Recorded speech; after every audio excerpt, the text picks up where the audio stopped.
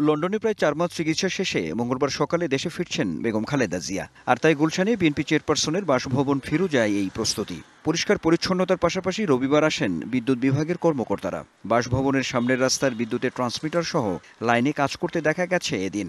একই সঙ্গে অক্সিজেন সহ মেডিকেল সরঞ্জাম নেওয়া হয় বাসায়। ওনার যে বাসা, সেই বাসা তো আগে থেকেই পরিষ্কার আছে, এত বড় একটা নেত্রী বাসা। আর যতটুকু করা দরকার ততটুকু করা হয়েছে ইতিমধ্যে। ওনার যে ব্যক্তিগত কর্মকর্তারা আছেন তারা সেটা করছেন। এরই মধ্যে চেয়ারপারসনকে শুভেচ্ছা ও বরণ করা নিয়ে নেতাকর্মীদের প্রতি বেশ কিছু নির্দেশনা দিয়েছে বিএনপি। বিশেষ করে ঢাকা মহানগর উত্তর দক্ষিণ বিএনপি, ছাত্রদল, যুবদল, স্বেচ্ছাসেবক দল, কৃষক দল, শ্রমিক দল, মুক্তিযোদ্ধা দল সহ পেশাজীবী সংগঠন বিমানবন্দর থেকে গুলশান পর্যন্ত কোথায় কিভাবে অভ্যর্থনা জানাবেন তা জানানো হয়েছে। বিএনপি নেতারা বলছেন, গণতন্ত্রের প্রতীক বেগম খালেদা জিয়ার প্রতি দেশের মানুষের একটা আবেগ আছে। তার ফেরার দিন সুশৃঙ্খল পরিবেশ বজায় রাখার আহ্বান জানিয়েছেন তারা। আবেগের বিষয় অনেকটা ওনার জন্য ভালোবাসা, এবং প্রচুর উনি যেখানেই যান সবসময় ওনার জনসমাগমের জন্য তো ওনাকে জেলে যেতে হয়েছে, নির্বাচন বানচাল করার জন্য তাকে জেলে পাঠাতে হয়েছে। তো এটা তো ম্যাডামের প্রতি মানুষের ভালোবাসা। সুতরাং বিএনপির নেতাকর্মীদের বলা হয়েছে যাতে বিষয়টা সুশৃঙ্খলভাবে যাতে করা যেতে পারে, জন্য সবাই চেষ্টা করা দরকার এখানে। এদিকে বিএনপি চেয়ারপারসনের দেশে ফেরা ঘিরে রাস্তায় অতিরিক্ত নিরাপত্তা ব্যবস্থা নেওয়ার কথা জানিয়েছে পুলিশ। বাংলাদেশ জাতীয়তাবাদী দলের সম্মানিত চেয়ারপারসন, সেই হিসাবে তার নিরাপত্তার বিষয়টি তো অবশ্যই আমাদের কাছে গুরুত্বপূর্ণ। সুতরাং এসব দিক বিবেচনা করে, জনসমাগম এবং সার্বিক দিক বিবেচনা করে আমরা আমাদের প্রয়োজনীয় নিরাপত্তা পরিকল্পনা গ্রহণ করব। বিএনপি চেয়ারপারসন বিমানবন্দর থেকে বের হওয়ার পর নেতাকর্মীরা জাতীয় ও দলীয় পতাকা হাতে রাস্তার পাশে দাঁড়াবেন। তবে খালেদা জিয়ার গাড়ির সঙ্গে কোনো মোটরসাইকেল ও হাঁটা সম্পূর্ণ নিষেধ করা হয়েছে দলের পক্ষ থেকে। Anwar Hossain, DBC news, Dhaka.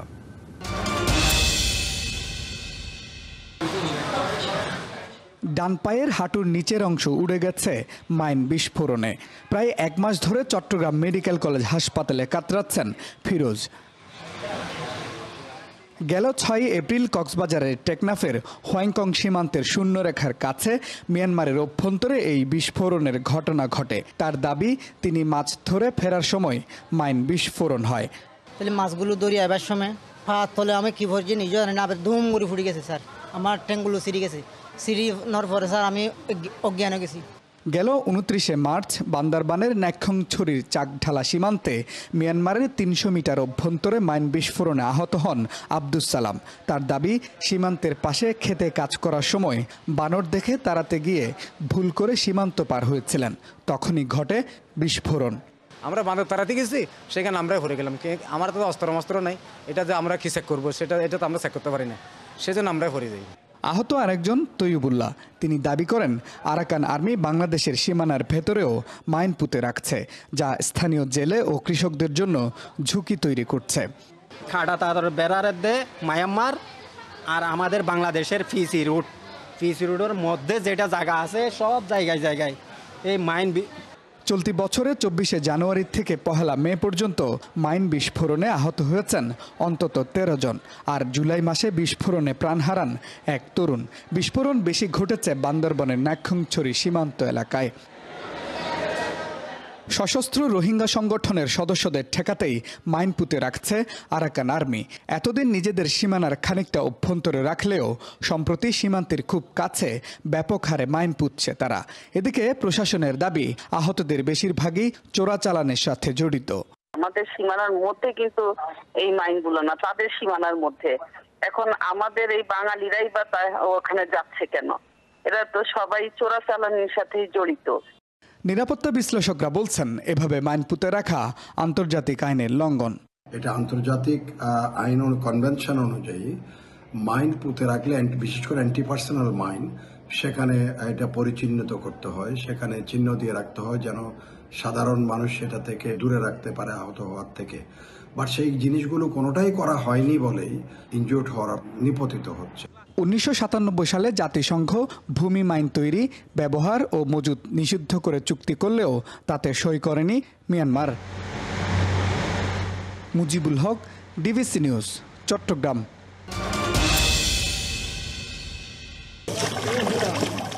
কৃষি জমিতে আগাছা নির্মূল, ক্ষতিকর কীটপতঙ্গ ও নানা রকম ছত্রাক বা জীবাণুর আক্রমণ রোধে ব্যবহার করা হয় কীটনাশক ও বালাইনাশক। এসব পণ্য দেশেই উৎপাদনের পর্যাপ্ত সুযোগ থাকার পরও স্থানীয় বাজারে আমদানি করা বিদেশি পণ্যের দাপটি বেশি। বাহিরের কিছু কোম্পানি আছে, যেমন বায়ার আছে, সিনজেন্টা আছে, হ্যাঁ, এরা বাংলাদেশে ব্যবসা করতেছে। একই গ্রুপের ওষুধই এটা একটু দাম বেশি, এটা একটু দাম কম। এর আগে স্থানীয় শিল্পকে উৎসাহ দিতে প্রায় 50 ধরনের কাঁচামাল বা রাসায়নিক আমদানিতে শূন্য শুল্ক সুবিধা দিয়ে রেখেছে জাতীয় রাজস্ব বোর্ড। কীটনাশক তৈরিতে এসব রাসায়নিকের ব্যবহার হয় মাত্র 0.3% থেকে সর্বোচ্চ 30% পর্যন্ত, আর বাকি প্রায় 70 থেকে 99% উপাদানের ওপর দিতে হয় চড়া শুল্ক। যারা আমদানি করছে ফিনিশ ফর্মুলেশন তারা টোটাল দিচ্ছে 10%, আর আমরা যারা বানাচ্ছি টেকনিক্যালটা সেটা আমরা ডিউটি ফ্রি পাচ্ছি, আর বাকি যেটা আপনার 70% আমরা আছে সহযোগী পণ্য, তাতে 30% ডিউটি দিতে হচ্ছে আমাদের। শুধু তাই নয়, কাঁচামাল আমদানিতেও দেশীয় উদ্যোক্তাদের উপর দেয়া হয়েছে নানা বিধিনিষেধ। যে সমস্ত কোম্পানিগুলো খামার বাড়ি থেকে অ্যাপ্রুভ, সেই কোম্পানিগুলো থেকে আমাদের চয়েস অনুযায়ী আমরা যেন আমাদের টেকনিক্যাল গুলো ইম্পোর্ট করতে পারি, আর সহযোগী পণ্য যেগুলো সামঞ্জস্যপূর্ণ ডিউটিতে আনা। উদ্যোক্তাদের অভিযোগ, আমদানি করা পণ্যের মান নিয়ন্ত্রণের কোনো ব্যবস্থা নেই দেশে। সে সুযোগে বাজারে ঢুকছে নিম্নমানের কীটনাশক, আর তাতে ক্ষতিগ্রস্ত হচ্ছেন কৃষক, কমছে উৎপাদন। এ অবস্থায় বাজেটে দেশীয় শিল্প সুরক্ষা পায় এমন সিদ্ধান্ত নেওয়ার তাগিদ বিশ্লেষকদের। কৃষি উপকরণের ক্ষেত্রে আমরা স্বয়ম্বর হতে চাই, আমাদেরকে যাতে বিদেশের উপর নির্ভর না করতে হয়। তো বালাইনাশক, ছত্রাকনাশক এইসব আমদানির ক্ষেত্রে আমরা ট্যাক্স রেট, ট্যারিফ রেট এইরকম অবস্থানে রাখতে চাই, যাতে করে আমাদের লোকাল ইন্ডাস্ট্রিগুলো উৎসাহিত বোধ করে। উদ্যোক্তাদের দাবি, দেশে তৈরি হয় এমন কীটনাশক আমদানিতে চড়া শুল্ক আরোপ করলে কমবে নিম্নমানের পণ্য আমদানি, এতে বিকশিত হবে দেশীয় শিল্প, বাড়বে সরকারের রাজস্ব। মুস্তফা মাহবুব, ডিবিসি নিউজ, ঢাকা। পাঁচ উপজেলা নিয়ে গঠিত পঞ্চগড় জেলায় সংসদীয় আসন দুটি। সরকার পতনের পর থেকেই আসন দুটিতে বদলেছে রাজনীতির হিসেব নিকেশ। তবে পঞ্চগড় সদর, তেঁতুলিয়া ও আটোয়ারী উপজেলা নিয়ে গঠিত পঞ্চগড় 1 আসনটি বেশি আলোচিত। আসনটি 1991 থেকে 2001 পর্যন্ত ছিল বিএনপির দখলে। 2014-তে আওয়ামী লীগ জোটগত কারণে আসনটি ছেড়ে দেওয়ায় জয় পায় জাসদ। এছাড়া 2008, 2018 ও 2024-এ এই আসনে শাসন চালায় আওয়ামী লীগ। পট পরিবর্তনে আওয়ামী লীগ শূন্য রাজনীতির ময়দানে আগামী জাতীয় নির্বাচন ঘিরে আসনটিতে সরব বিএনপি, জামায়াত ও নতুন দল এনসিপি। যৌথ কর্মী সভা, কাউন্সিল সহ একাধিক কার্যক্রমের মাধ্যমে 31 দফা নিয়ে মাঠ চষে বেড়াচ্ছে বিএনপি। তবে এই আসনে দলটি নওশাদ গ্রুপ ও আজাদ তৌহিদুল গ্রুপে বিভক্ত। গ্রুপিংয়ের কারণে একে অপরের অনুষ্ঠানে অংশ নিচ্ছেন না কেউই। তবে কোন দল থাকলেও আসনটি বিএনপির দখলে থাকবে বলে আশা নেতাদের। আমরা সবসময় নির্বাচনের পক্ষে কাজ করে গেছি এবং একইভাবে এখনো কাজ করে যাচ্ছি। আস্থা আমাদের প্রতি মানুষের আছে বলেই আমাদের বিশ্বাস বিএনপি তার কথা এবং কাজের সঙ্গে সবসময় সামঞ্জস্য ছিল এবং আমি বিশ্বাস করি ভবিষ্যতেও থাকবে। বিগত দিনে জুলুম নির্যাতনের শিকার হলেও নির্বাচনকে সামনে রেখে পিছিয়ে নেই জামায়াত ইসলামী। আসনটিতে জেলা জামায়াতের আমির ইকবাল হোসেনকে মনোনয়ন দিয়েছে দলটি। প্রথমবার আসনটিতে জয়ের স্বাদ নিতে নির্বাচনমুখী সভা সমাবেশে ব্যস্ত নেতাকর্মীরা। এলাকার মানুষের প্রাণের যে চাহিদা, জানমাল ইজ্জতের নিরাপত্তাপূর্ণ একটি সমাজ তারা চায়, রাষ্ট্র একটি চায়। বাংলাদেশ জামায়াত ইসলামী সেই লক্ষ্যে কাজ করে যাচ্ছে। জুলাই গণঅভ্যুত্থানের পর রাজনীতিতে নিজেদের শক্ত অবস্থান জানান দিচ্ছে নতুন দল এনসিপি। পঞ্চগড় 1 আসনে বেশ সক্রিয় দলটির প্রভাবশালী নেতা ও অভ্যুত্থানে অগ্রণী ভূমিকা রাখা সার্জিস আলম। দল গঠনের পর আসনটিতে গাড়ি বহন নিয়ে শোডাউন দিয়ে আলোচিত সমালোচিত হলেও ব্যানার, পোস্টার আর গণসংযোগে সক্রিয় ভূমিকায় তিনি। যদিও আসনটিতে কে নির্বাচন করবে সেটি দলীয় ফোরামে নির্ধারিত হবে বলে জানান তিনি। আমরা আমাদের যাত্রা মাত্র শুরু করেছি, এখনই কোনো দলের সাথে অ্যালায়েন্স বা এরকম চিন্তা ভাবনা আমাদের নেই। আমরা আমাদের জায়গা থেকে মনে করি আমরা কাজ করে যাব। কাজ করার ফলে পরবর্তীতে জনগণ, সময়, রাজনীতি সার্বিক বিবেচনায় আমরা কোন দিকে যাব সেই পথ আমাদের দলীয় যারা নেতাকর্মী তাদের সমন্বিত সিদ্ধান্তের ফলে ঠিক হবে। রাজনৈতিক বিশ্লেষক ও ভোটাররা বলছেন, পট পরিবর্তনে তারা সুষ্ঠু নির্বাচন ও এলাকার উন্নয়ন চান। শিক্ষা খাত বলেন, পঞ্চগড়ে স্বাস্থ্য খাত সব দিক থেকেই পঞ্চগড় বৈষম্যের শিকার। যে জেলাই আসুক, দেশকে আমরা যেভাবে চাচ্ছি তারা যেন এই আমাদের আশাগুলো পূরণ করে। যেখানে দুর্নীতি, অপশাসন, বৈষম্য থাকবে না, এই আলোকে আমাদেরকে এগিয়ে যাওয়ার একটা প্রত্যয় থাকতে হবে। আগামী দিনে সাধারণ মানুষের প্রত্যাশা রাজনীতিবিদদের কাছে এমনই একটা ভালো নির্বাচন ব্যবস্থা, একটা সুন্দর নির্বাচন, একটা চমৎকার গণতান্ত্রিক পরিবেশ আমরা আশা করি। আসনটিতে ব্যানার পোস্টার টাঙানোর পাশাপাশি জনসংযোগের মাধ্যমে মাঠে আছে জাসদ, ইসলামী আন্দোলন, বাংলাদেশ জাতীয় গণতান্ত্রিক পার্টি ও গণ অধিকার পরিষদের নেতারাও। DBC news desk. গত 12 ফেব্রুয়ারি চুয়াডাঙ্গা সদর হাসপাতালের একমাত্র অ্যানেস্থেশিয়া চিকিৎসক বদলি হয়েছেন, যে কারণে হাসপাতালের অপারেশন কার্যক্রম নেমে এসেছে 3 ভাগের 1 ভাগে। এতে চরম বিপাকে শত শত রোগী। মা ও শিশু কল্যাণ কেন্দ্র থেকে অ্যানেস্থেশিয়া চিকিৎসককে ডেকে এনে করানো হচ্ছে জরুরি অপারেশন। অ্যানেস্থেসিস্ট ছাড়াও চুয়াডাঙ্গা সদর হাসপাতালের গুরুত্বপূর্ণ চিকিৎসকের পদগুলো দীর্ঘদিন ধরে শূন্য। হাসপাতালে গিয়ে প্রতিনিয়ত ভোগান্তির শিকার হচ্ছেন সাধারণ মানুষ। অ্যানেস্থেশিয়া ডাক্তারও নাই, যার ক্ষেত্রে অনেক বড় বড় অপারেশন আমাদের বাইরে নেওয়া হচ্ছে। দীর্ঘ 2 মাস ধরে অজ্ঞানের ডাক্তার নাই চুয়াডাঙ্গা সদর হাসপাতালে। কর্মস্থলের পাশাপাশি চুয়াডাঙ্গা সদর হাসপাতালে অপারেশনের বাড়তি দায়িত্ব পালন করতে গিয়ে হিমশিম অ্যানেস্থেশিয়া চিকিৎসক। বিভাগীয় দায়িত্ব পালনের পাশাপাশি এখানে সদর হাসপাতালে অ্যানেস্থেশিয়ার প্রদানের দায়িত্ব পালন করতেছি। এটা আমার অতিরিক্ত হিসেবে আমার উপর একটা চাপ হয়ে যায়। গত 2 মাসে চুয়াডাঙ্গা সদর হাসপাতালে অপারেশন নেমেছে 3 ভাগের 1 ভাগে। দ্রুত সমাধান চান চিকিৎসকরা। গত 12 ফেব্রুয়ারি আমাদের junior consultant anaesthesia doctor Nurnar Khanam বদলি হয়ে চলে যান। এরপর থেকে এখনো পর্যন্ত আমাদের এখানে কোনো অ্যানেস্থেসিস্ট পদায়ন হয় নাই। মেজর অপারেশন প্রায় হচ্ছেই না বলা যায়। ইমার্জেন্সি হিসেবে আমরা মাতৃসদন থেকে ওনাকে নিয়ে এসে প্রতিদিন 2-1টা করে এমন ওপি হচ্ছে। স্বাস্থ্য ব্যবস্থা বেহাল স্বীকার করে চুয়াডাঙ্গার সিভিল সার্জন দ্রুত সমস্যা সমাধানের কথা জানান। কোথাও মেডিকেল অফিসার বা আমাদের জুনিয়র কনসালটেন্ট যারা আছেন তাদেরকে আমাদের এই সকল উপজেলাতে পদায়ন করা সম্ভব হয়, স্বাস্থ্যসেবা আমাদের এই জেলার জন্য নিশ্চিত করা সম্ভব হবে। চুয়াডাঙ্গা সদর হাসপাতালে সাধারণত প্রতি মাসে প্রায় 1.5 শতাধিক রোগীর অপারেশন হয়। বর্তমানে সেটি নেমেছে 40-এ। DBC news desk. রাজশাহী বিশ্ববিদ্যালয় মেডিকেল সেন্টার। সকাল থেকে আক্রান্ত শিক্ষার্থীদের ভিড়। কেউ সিরিয়ালে ডাক্তার দেখানোর জন্য দাঁড়িয়ে, কেউ বা ওষুধ পেতে অপেক্ষা করছেন। দীর্ঘ সারি দেখেই বোঝা যাচ্ছে ছোঁয়াচে রোগ স্ক্যাবিসের প্রভাব কতটা গুরুতর। কয়েকদিন ধরে শরীরে ব্যাপক চুলকাচ্ছে, লাল হয়ে যাচ্ছে। হাতের আঙুলে, পেটে এবং শরীরের কিছু স্পর্শকাতর জায়গায় চুলকানোর ফলে ফুলে গেছে অনেকের। ভিতরে অনেক চুলকায়, জ্বালা করে, মনে করেন যে ভিতরে যে কোনো কিছু গর্ত করতেছে এরকম ফিল হচ্ছে আর কি। সিমটমগুলো হচ্ছে যে চুলকাচ্ছে, প্রচন্ড রাত হলে বেশি চুলকাচ্ছে আর কি। হলে বলা যায় যে কম বেশি এটা সবারই হচ্ছে, যে যেহেতু এক রুমে 3-4 জন করে আছে সেহেতু এটা বেশি হচ্ছে। চর্মরোগ বিশেষজ্ঞ জানান, চর্মরোগের মধ্যে সবচেয়ে ছোঁয়াচে স্ক্যাবিস। শিক্ষার্থীদের সচেতনতা ও সঠিক সময় চিকিৎসা গ্রহণের মাধ্যমেই এর থেকে সুরক্ষা পাওয়া সম্ভব।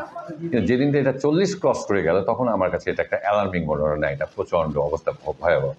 স্টুডেন্টকে আসতে হবে, চিকিৎসাটা নিতে হবে, আর সচেতনতা যেটা বললাম এটা বডলি কন্ট্যাক্টে হয়। ক্যাম্পাসের মেডিকেল সেন্টার থেকে ভালো সেবা পেয়ে খুশি শিক্ষার্থীরা। ভবিষ্যতে এমন রোগে চিকিৎসা পাওয়ার প্রত্যাশা শিক্ষার্থীদের।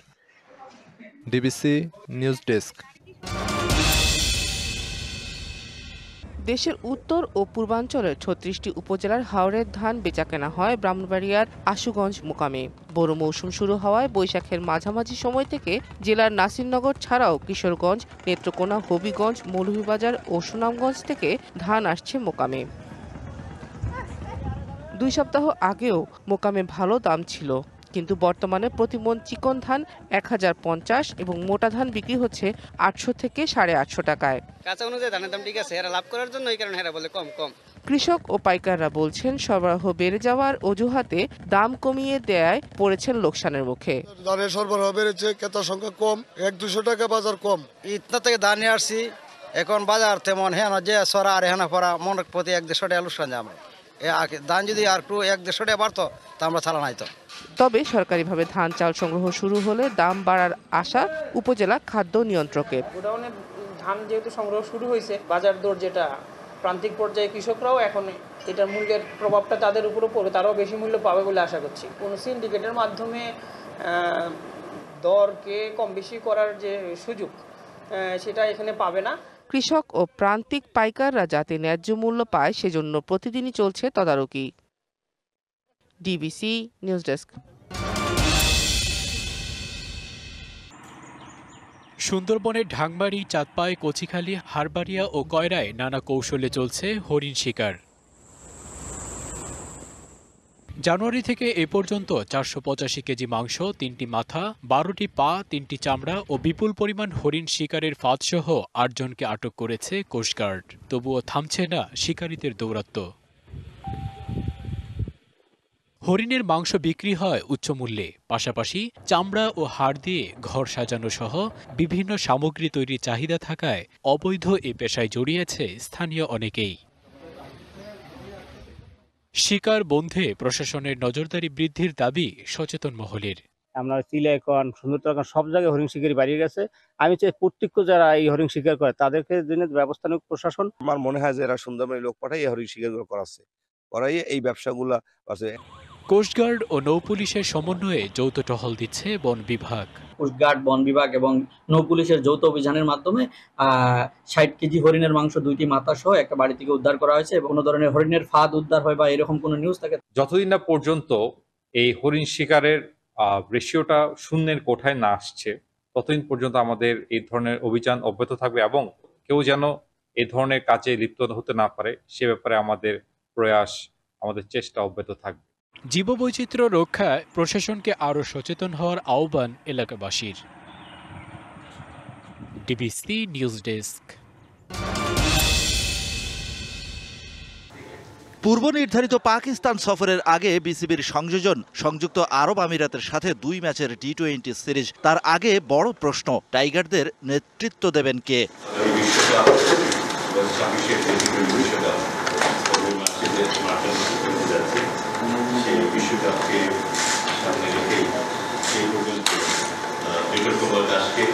আমাদের জাতীয় দলের টি-20 দলের অধিনায়ক হিসেবে মনোনীত করা হয়েছে। শেখ মেহেদী তাকে ভাইস ক্যাপ্টেন হিসেবে মনোনীত করা হয়েছে। অধিনায়কের পর ঘোষণার পালা। টাইগার ব্রিগেডের সদস্য হচ্ছেন কারা কারা? 16 সদস্যের দল ঘোষণার পর প্রধান নির্বাচক গাজী আশরাফ হোসেন লিপুকে তাক করে প্রথম প্রশ্নের তীর। টি-20তে অফ ফর্মে থাকা শান্ত জায়গা পেলে ফর্মের তুঙ্গে থাকা অলরাউন্ডার মিরাজ কেন নয়? Miraz is a very very important বলি, ভ্যালুয়েবল বলি আমাদের জাতীয় দলের জন্য। স্পেশালি আমি বলবো জাস্ট ম্যাচ এন্ড ওয়ান ডেতে অনেক ভ্যালুয়েবল। এবং একটা খেলোয়াড় যদি এক ইনজুর হয়ে যায় 3টা ফরম্যাটের 40 পিছিয়ে পড়ে, 5টা বোলার থাকে তাদেরকে 4 ওভার করে বল করতেই হবে। তো সেই ক্ষেত্রে যেমন শেখ মাহাদি কিছুটা এগিয়ে আছে।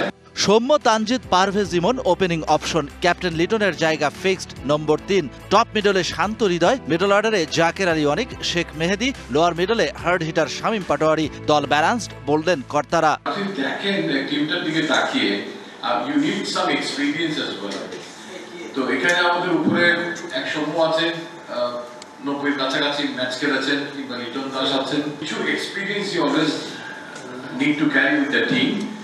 পুরো সিরিজে পাওয়া যাবে না রিহাবে থাকা তাসকিনকে, তাই তাকে রাখা হয়নি দলে। পেস অ্যাটাকের নেতৃত্বে মুস্তাফিজুর রহমানের সাথে আছেন শরীফুল, তানজিম সাকিব, নাহিদ রানা ও হাসান মাহমুদ। স্পিন অপশনে শেখ মেহেদী, স্বীকৃত স্পিনার তানভীরুল ইসলাম। নির্বাচকদের ব্যাখ্যা, তানভীরের ইনজুরির কারণেই এর আগে দলে জায়গা পেয়েছিলেন নাসুম আহমেদ। Shahan Papon, DBC news, Dhaka.